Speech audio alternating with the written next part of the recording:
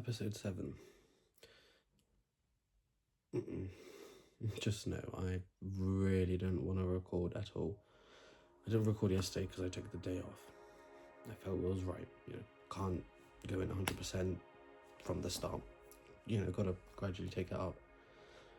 But it made me realise, if I don't do it consistently every day, then the habit's gonna break. I mentioned that in one of the videos. Even one day, that habit is broken. And it did break, because I had to literally force myself to do this. I was in bed. I was ready to go. Snooze. I am in bed. I'm recording it from the comfort of the bed because I just can't be asked getting up there and sitting at the desk. And it's also a mess. It's late. It's about to be 10:30. The universe is against me. And that's exactly what we're talking about today. The universe. It will be mostly the script with some improv because I'm really not in the brain capacity to think of everything all by myself. So I've written the script and I'm kind of going to be improvising where I can and need to, but most of the time I'm going to be reading my script. So me and the universe, we have a complicated, strange relationship. Sometimes I feel like it's helping me. Doors are opening, things are aligning, lessons are landing when I need them, right? But sometimes it's doing the opposite. It's piling things on, and it's taking more than it gives. It really does that sometimes. Sometimes I've asked the universe for guidance and received it. And I've asked it for peace and been given more chaos instead. And for such a long time, I thought it really doesn't like me. It's being inconsistent. It hates me for whatever I've done to it, right? Because I'll be so real. I asked for a lot, I got a lot, but I never gave back. And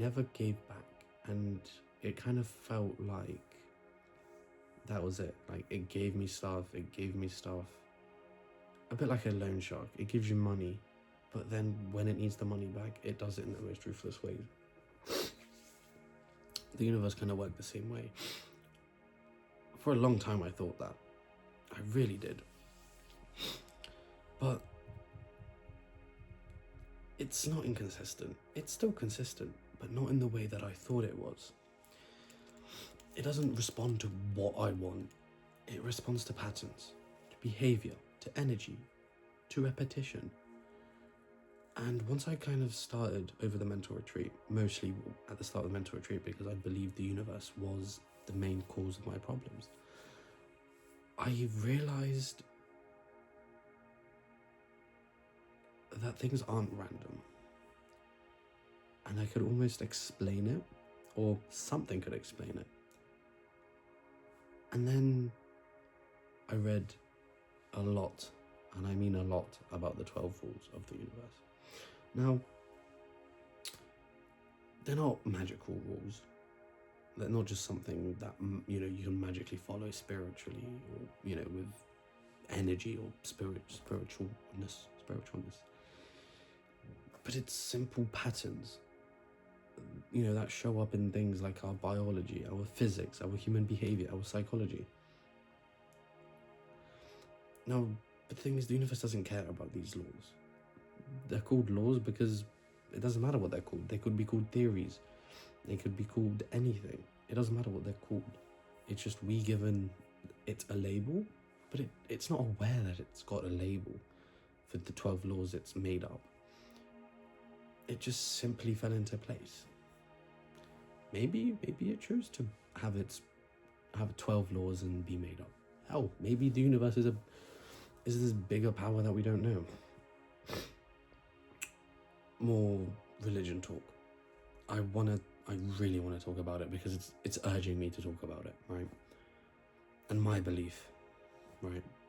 But I'm saving that for another time. I'm still putting it away because I don't want to I'm just going to keep hedging you. I'm just going to keep on waiting until I feel the time is right. But right now the time is not right. Anyway, let's get into the 12 laws? Yeah, the 12 laws of the universe. Law 1, the law of oneness. I'm going to apply a little bit of science to each one so it doesn't seem like I'm some spiritual madman who's undergoing spiritual psychosis. I'm going to try my best to apply a science. I have roughly one science. All I have is the law and then a science that I've simply thought, okay, I can apply this. If another one pops in my head, then I will, go on it. But I will back it with some sort of science in the best way possible. It may not make sense. Stick with me, please. Okay. Law 1, the law of oneness. I've applied biology to it because I feel like it links quite well. Nothing exists in isolation. Nothing simply can exist by itself. In biology, right?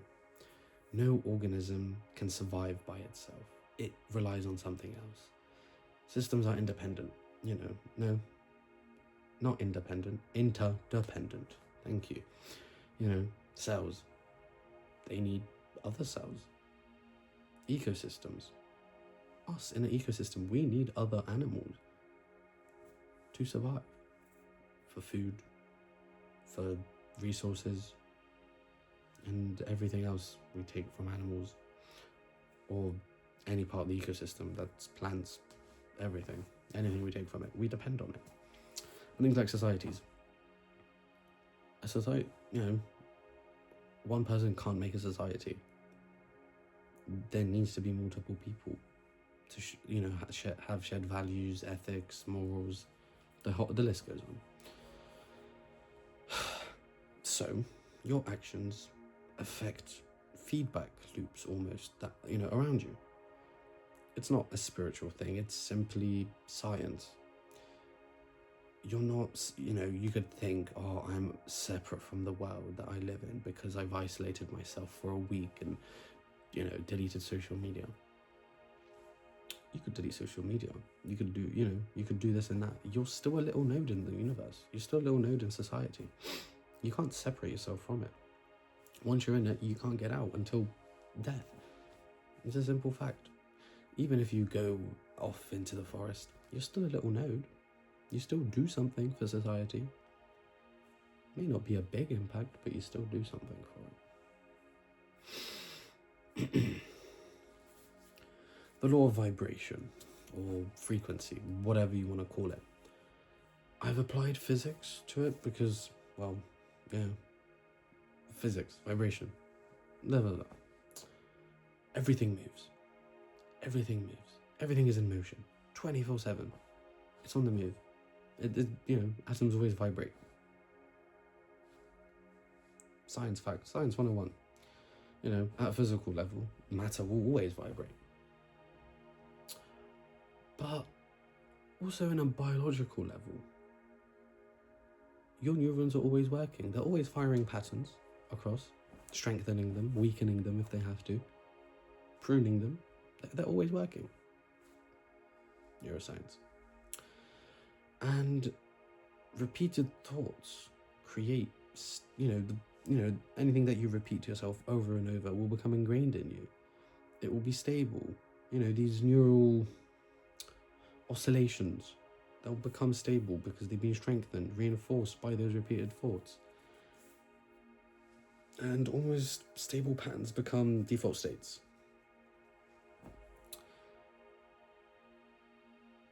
And one of my favorite things is change the frequency of what you repeat and that system will reorganize itself.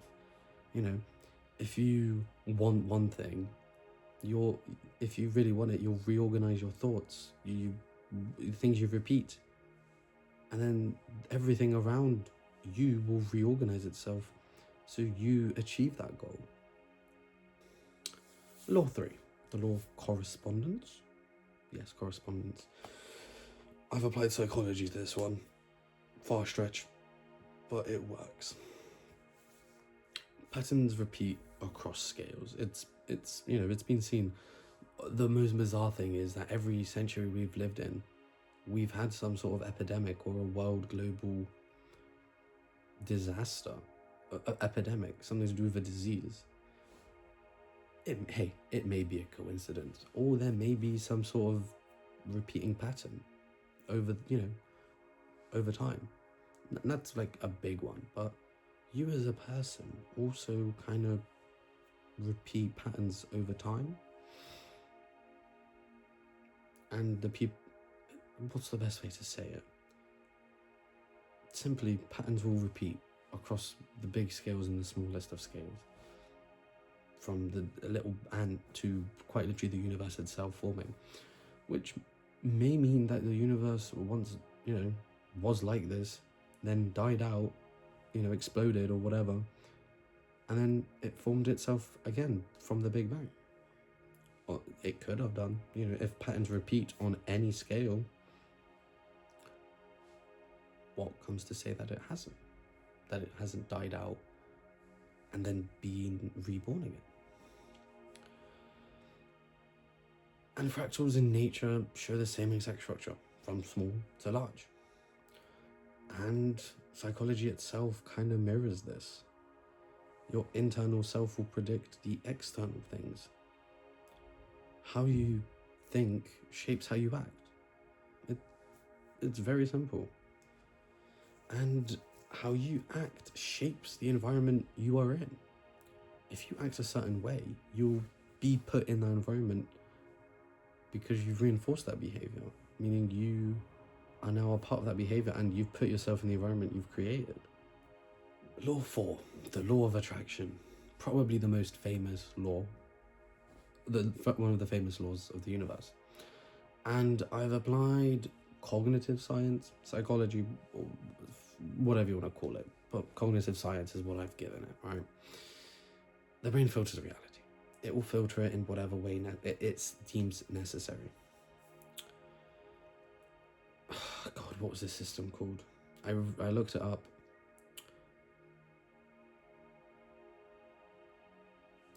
It's to do with the eyes. The reticular activating system, or the reticular active system, almost decides, what you see is what you see. But your brain filters out the things that you don't see. For example, the things that are going on in the background. For example, my pinboard or my posters or the pile of clothes I have on my bottom right. It will filter those things out or filter them in whenever I feel necessary. Because right now I'm paying attention to all those things.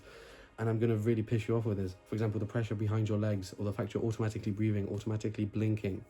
I'm sorry, I've pissed you off, I know. There's pressure behind your legs that you'll feel. You're automatically breathing. You're automatically blinking. Sue me. And yeah, the reticular active system decides what you notice and what you ignore. It's simple. Unconsciously, your brain does it. Simply, focus shapes perception. What you focus on is what you perceive. If you want to be ignorant and not perceive the problems of the world, or problems of you or your friends, so be it. But that perception will shape your behavior. It's not like it's a magical magnet that will just attract things to you. It's almost like the bias in your nervous system.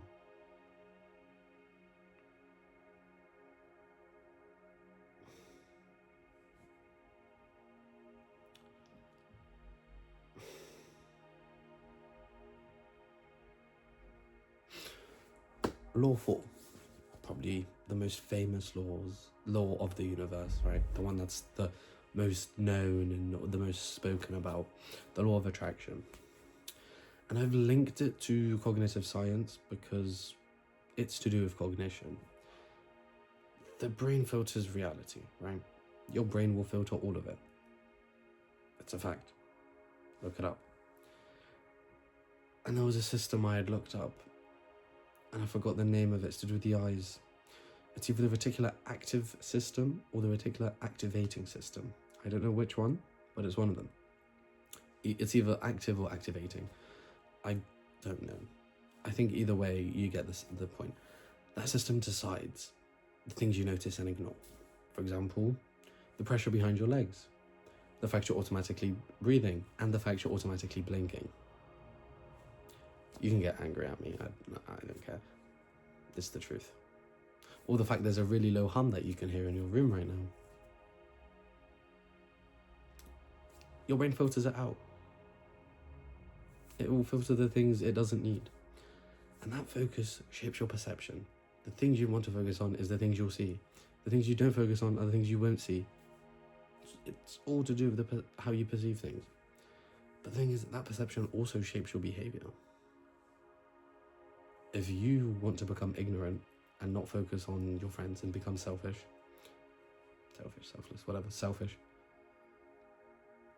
your behaviour is being shaped by that because you're not perceiving it. You're being selfish.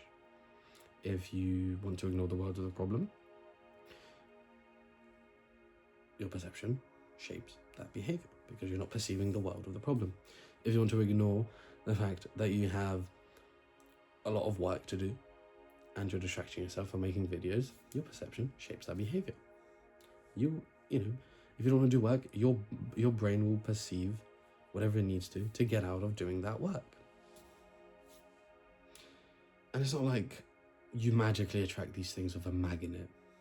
Simply, you bias your nervous system towards certain outcomes. So it's not like magically everything will fall into place. You are the bias. What you want, you have to see first. You have to perceive it. You have to really want it. And not in the way that, I'm going to now manifest it. No. You have to follow up on these actions. You have to perceive your actions in a way to get to that end goal.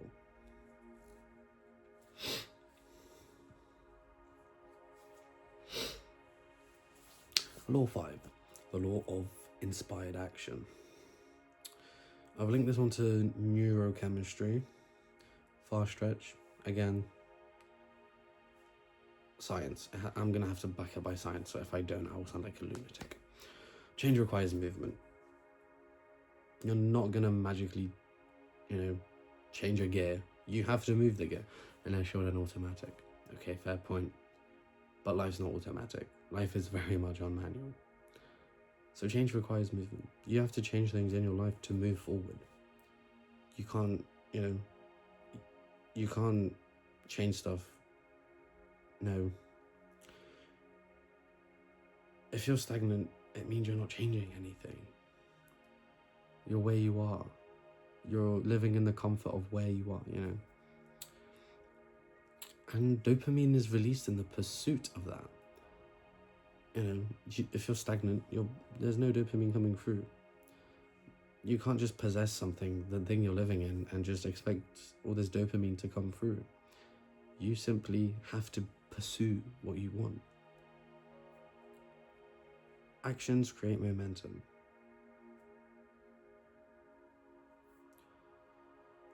And it's not like chemistry rewards intention. Absolutely not.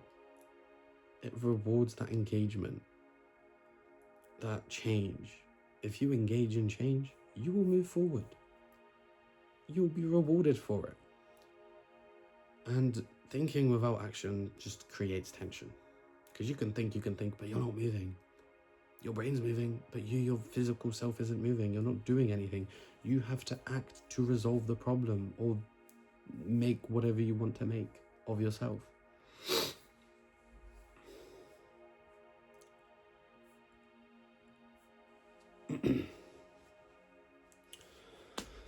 Law 6, the law of transmutation.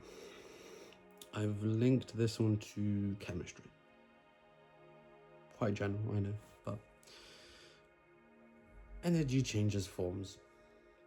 Matter changes forms. It's the things we learn in primary school, Gas, liquid, solid.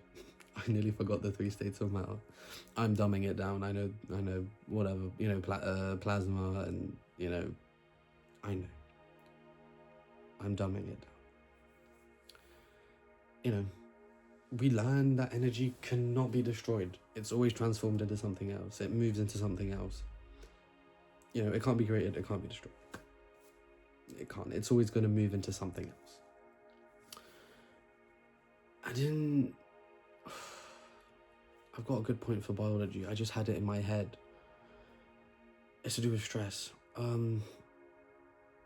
The things you stress about will either damage you more, or you'll take that stress and adapt to it. Again, stress is the energy. It's not going to be destroyed. It's going to be put into something else. It's either going to damage you, or you're going to take the action to adapt to it. Again, it seems to be the new neurotransmitter, or is it hormone? I don't know which one. Cortisol. It can weaken you. It can spike your stress and do what it does, or it can sharpen your performance. And I feel like it doesn't matter what the energy is. It doesn't matter at all. It depends on how it's processed by you or by any other person. Law 7. The law of cause and effect. Again, I feel like another popular one. Also, I'm flying through these. I'm doing quite good. Not that I'm trying to fly through these, but yeah. Anyway, I've linked it to kind of physics and almost like behaviour. So, behavioural sciences. Every effect has a cause. There is always a root to what you do. You may not see the root of what you're doing, but you're doing it for a reason, subconsciously, unconsciously, or consciously. There is a cause for what you're doing. Your brain aligns the things you're doing to get an outcome. You may not know what the outcome is, but it will find an outcome, and by the time you realize what the outcome is, you're in the outcome, you're living in it. In physics, again, I don't do physics. You can scrutinize me with physics if you want, but I'm tired, and I'm just going based on what my brain is allowed to think right now. In physics, there is a set of rules. They're determined rules that humans have created. It's the truth. And in psychology or behavioral science, whichever one you want to call it, habits will create a trajectory. The things you do, the things that you build up, for example, recording a video or recording consistent videos, habits of recording videos, it will traject you into possible fame or consistency or being better at speaking or more confident at speaking, or just being able, being more knowledgeable in a certain subject.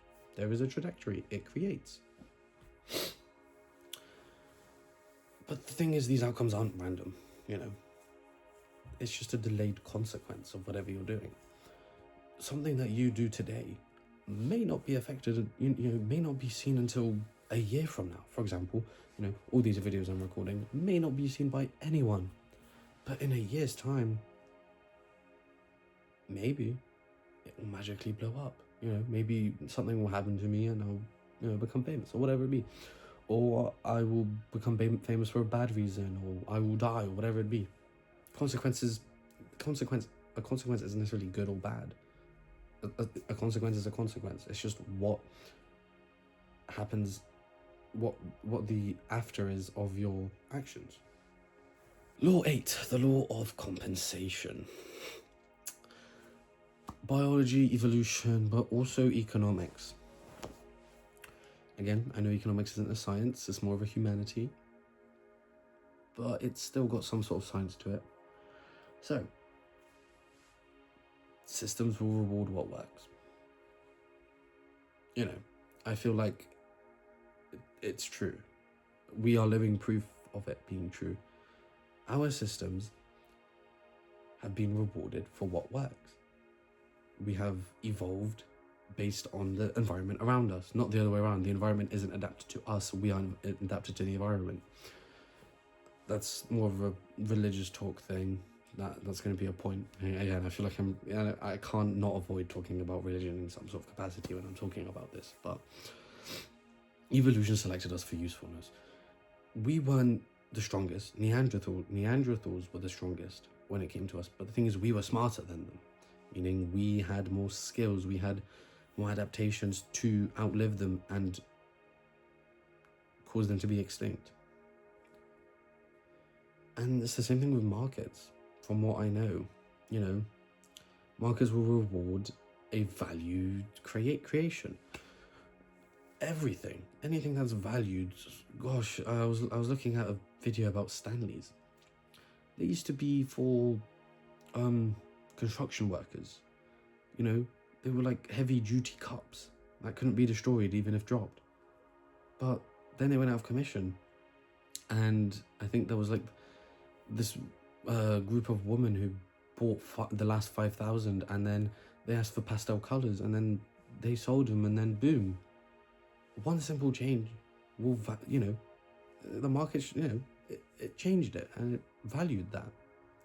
The market valued that creation, the thing that it changed, the thing that it made. It isn't a moral thing, it's simply functional. Best way to put it: what solves problems survives, and what doesn't disappears. That's applied everywhere you go. Evolution is the primary one. Things that weren't adapted to live died out. If we don't adapt, we may die out too. It's the truth. Same things with trends. Like, for example, before Stanley's, it was hydro flasks. They died out because simply they didn't solve a problem. They disappeared.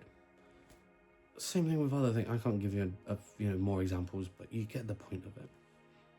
Law 9, the law of relativity. I related it to neuroscience. I know, that was the more basic one. Let me speak.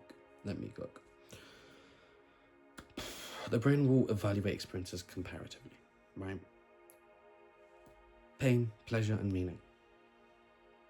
They're all judged relative to an expectation and the context that you have. It's all based on context, because something could happen to you and something else could happen to someone else, but you're in two different situations, two different contexts. For you, it's great. A good example is grade. Let's say you get a C, and let's say your uni needs a CCC. Oh, that's great. I'm gonna get into uni. Your friend, you also got a C, needs a AAA. Context. It's needed. This is simply why the same event can devastate someone, but then strengthen the other. That's the example I'm going to give you. And simply, reality is processed. It's not received. It's not received like a raw thing. It's simply context. Context is needed. Law 10, the law of polarity. I've done physics, but again, I've linked it back to biology. More in-depth homeostasis. Oh, I'm revising for biology. I'm doing something. No matter what, opposites are still on the same spectrum. As 0 and 10 are still on the same spectrum. 0 and 100 are on the same spectrum. Of percentage, of rating scales, whatever it be. They're on the same spectrum. No matter what, it's universally in the same spectrum. Hot and cold, on the same spectrum. Chaos and peace, or order and chaos, whichever one you want to go for, on a spectrum. Same thing with biological systems. They seek balance. We need balance in the form of homeostasis. And again, biology, psychology, the brain, all kind of the same. Psychological systems will do the same thing. Your brain will balance out what it needs to. If it feels happy, it will eventually cause something to make you feel sad, because you can't feel happiness without experiencing pure sadness, and vice versa. You can't experience sadness without feeling pure happiness. It's the truth.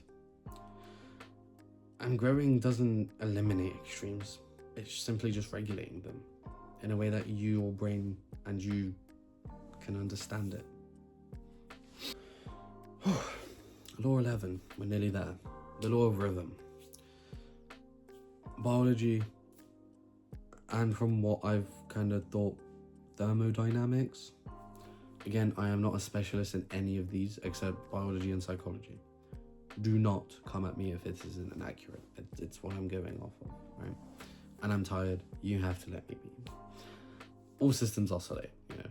They'll just go zoom, zoom, zoom, zoom, on and on and on and on and on and on. They won't end. Well, they have an indefinite stop. For example, your heartbeat. It runs 24/7. It doesn't just shut off because it's not necessarily needed. It's always needed. It's always going. It's always beating. Sleep cycles. You need sleep. You need sleep at the end of the day. So you're gonna go sleep. And then, you'll get into a cycle of that sleep. Whatever it be, healthy or unhealthy. Things like seasons. They will go on. One more maybe than the other. But they still go on. Maybe not in an equal 3-month gap. But they go on. 3-month gap? Yes, 3-month gap. But they will still go on. They will still oscillate. Even when we all die, it will still go on. And ignoring that rhythm creates an entropy. Entropy. Yes, entropy. Why could I not pronounce that word? And respecting rhythm, respecting whatever it is that's going through, whether it's the days of the week, the days of the week, the seasons, your heartbeat, it preserves that energy. If you have consistent breaks, you won't burn out. Well, and burning out is just a biological process. It's not a moral one. And finally, we've come to the final law. The law of gender. Gender? Right, I've linked it to neuroscience and just how complex it is itself. Creation has to have complementary forces, right?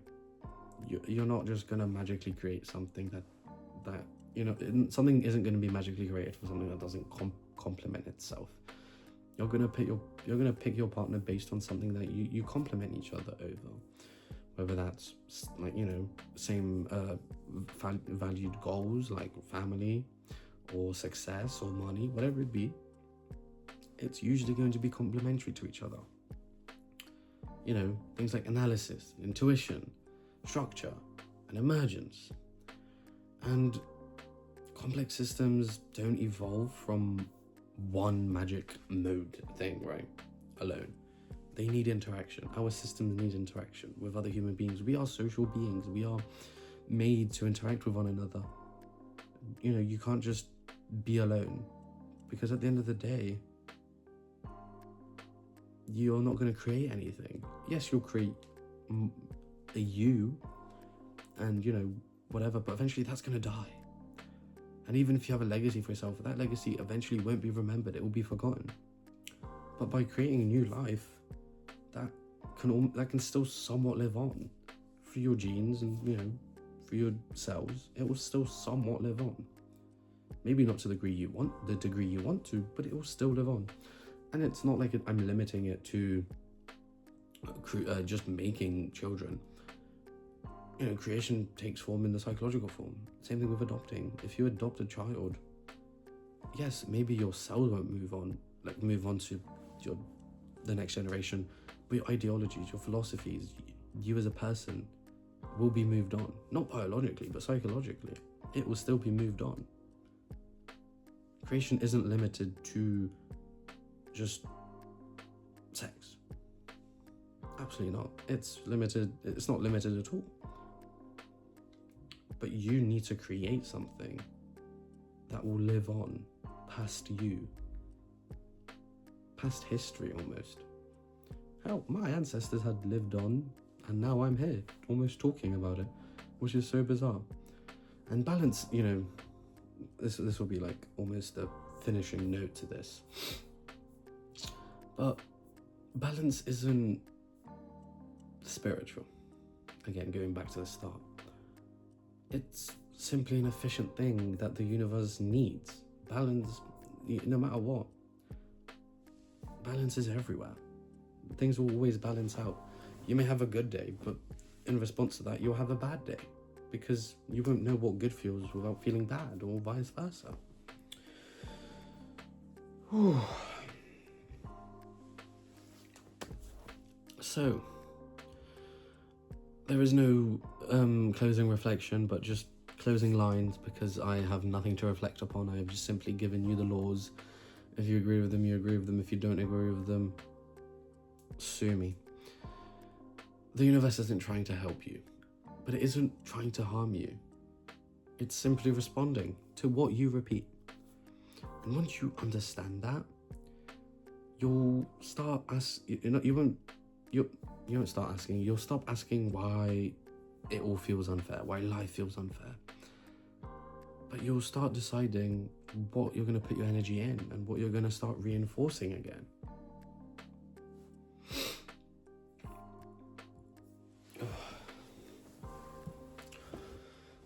Okay, that's all I've got. That's still a lot. It's more than I would have given you if I didn't record anything. Again, my tone may have seemed almost like uninterested or just not enjoying. I did enjoy this, absolutely. The universe, I love the universe. It may not love me because it doesn't care, but we're living in it. We are the universe. We're experiencing us. We are the universe experiencing itself. But yeah, that's all I really got to say. Might be the last upload for the week, the first and the last for the week, because I might put a lot more energy into TikTok and short form, because that's a lot easier to record and get ideas, whereas this takes time, a lot of time actually. This itself, the recording part, maybe takes me a third of what I put in, and the other is before the script, and then the after, the reviewing, the editing, and then actually uploading it. Whereas short form, it takes a lot less energy and gives a lot more out than this. But I hope you enjoy.